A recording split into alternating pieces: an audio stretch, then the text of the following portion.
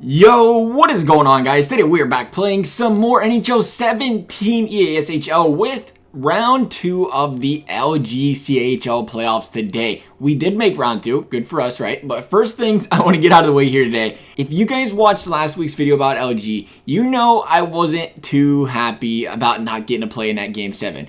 I just want to say this real quick, that I didn't have any intentions of being egotistical or hating on the team, but some people, they took my little rant the wrong way, I think. And you know, I've been trying to put the spin on this series if it were kind of like, say you're playing an online Be a Pro kind of mode. So obviously, if something like that were to happen in Be a Pro, there's gonna be a reaction. So that's kind of where I was leaning towards for that kind of thing there. I wasn't really trying to, you know, throw it at somebody else, shame somebody else. Regardless, I gotta be more careful of how things are worded because, you know, those of you that watch my videos all the time understand I didn't have any bad intentions, but people that, you know, watch for the first time, or maybe they only watch 2 or 3 videos or something, I can see how that may come off as kind of like douchish, is that a word? Kind of giving the wrong message from what I said, but really I was just kind of, you know, sticking up for myself per se, if you want to put it like that. Instead, there was people that took it saying like, oh, you think you're better than everyone on your team, or you think your team sucks. And that was just not the end motive of that little rant, so I apologize for that. Honestly though, if I come off as egotistical in videos, then I failed as a YouTuber by my standards. So anyway, let's get this second round going. Playoff action here versus the Rimouski Oceanic. See that? I even know how to say their name right. I'm just proud of myself. Over here in the queue, I have a problem saying like half these teams' names. Game 1, no. It was a big 6-5 win. And then as you've been seeing right here on the screen, our second game of the week was a game that we played in. If you guys remember, we are the 5 seed. Rimouski is the 3rd seed. We are playing Rimouski's best line this game, and arguably one of the 2 best, if not the best line in the QMJHL. Regardless though, that's not an excuse, that just makes it a really good challenge for us. Well, maybe. We got torn apart, like a lot. Our inability to cover the cross crease and position on these guys absolutely killed us. We lost this game by a mere 8-2. It wasn't too bad though, because really we only lost by a touchdown and didn't have an extra point, so we're good to go. Did we want to win? Obviously, but it's not something I think that we need to hang our heads on, because like I said, that team, that line, very, very good line. Thankfully though, our team came back with a vengeance and won game number 3, 6-0, giving us the 2-1 series lead going into our second game of the week. If we win this game, we would be a win away from upsetting Rimouski. First big scoring chance of the game. The puck just made its way into my tape in front of the net, got blanked by the goalie, got the rebound, and again got blanked. Would really like to get that rebound and shot off quicker next time. Nothing to be too worried about though, because we were getting a lot of good scoring chances during this game. Our chances would continue to come, some in the form of a fortunate bounce like this one does to Red, and he takes care of the deeds and gives us the 1-0 lead. We're gonna get this lovely looking rebound attempted shot off here. Red misses it, but Green doesn't. But the goalie was once again there. The more I watch this game back, the more the goalie impresses me. He was playing phenomenal out there. The unfortunate thing about this game, I feel like I was playing at a very, I guess say a good level, playing good. It wasn't like, oh, I feel like I'm playing like butt and a half. And frankly, the rest of the boys were doing pretty well as well. And we only have 1 goal to show for it. It's really disappointing to think like, man, I don't think I've done a lot wrong here. But then to look at the scoreboard up there and see we only have 1 goal, clearly we're doing something wrong. We're not executing. Oceanic's gonna come in here on the rush, and our goalie is gonna wish he had this one back. A shot from the point. Nonetheless, it's just 1 goal. Can't hold it on the goalie. We need to score more. Period. Things are gonna get a little hectic here, a little clustered, and it's gonna result in a shot and a rebound goal, putting us down 2-1. We can't afford to lose to these guys. We gotta win this game. We dominated the time on attack in this game, nearly tripled theirs, but all that matters is the score at the end of the day. We need a goal, you say though, right? How about we get a little creative here and pass one off the other team's player to Green for the goal?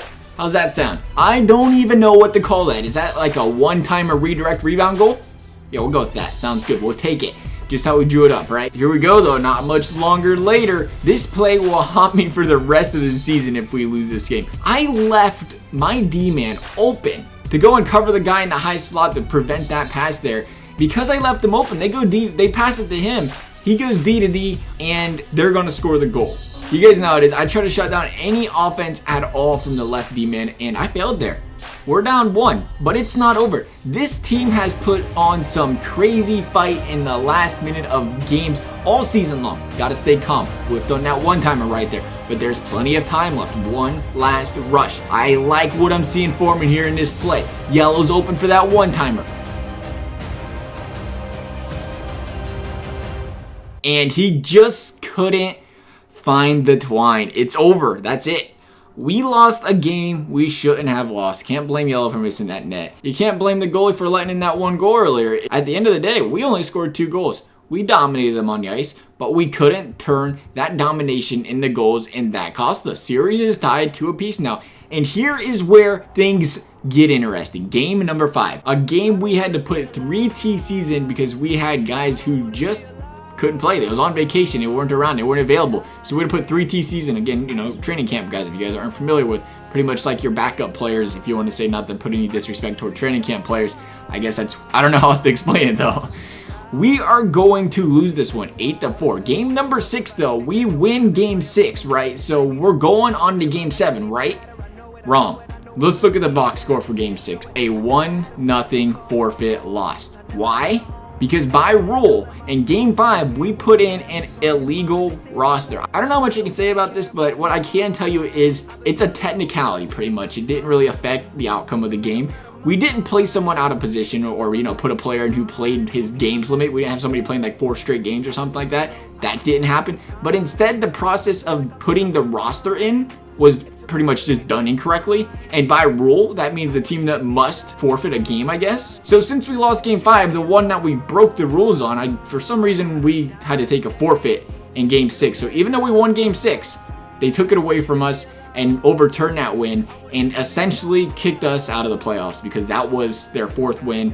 And we're done. We're done at 4-2. Honestly though, I still don't get that part because game 6 was a fair win. We didn't do anything wrong in game 6. Game 5 was the game with the problem. Not sure, I don't know if I agree with the punishment on being overturned like that. I mean, if we win game 5 and then win game 6, they don't take game 6 away, they want to take game 5 away. So I don't know. I don't know about the punishment for that. An entire game, maybe a penalty or 2. I don't know. I don't make the rules. I just, you know, find stuff out like this and then talk about them. But really, as the owner of the team, I'm not sure that's the way I want to win a series, to be honest, either, because, you know, it's up to that other team's owner to appeal a game, and then essentially they're the reason we lost the game is because they appealed that game. That's how it gets found out and everything.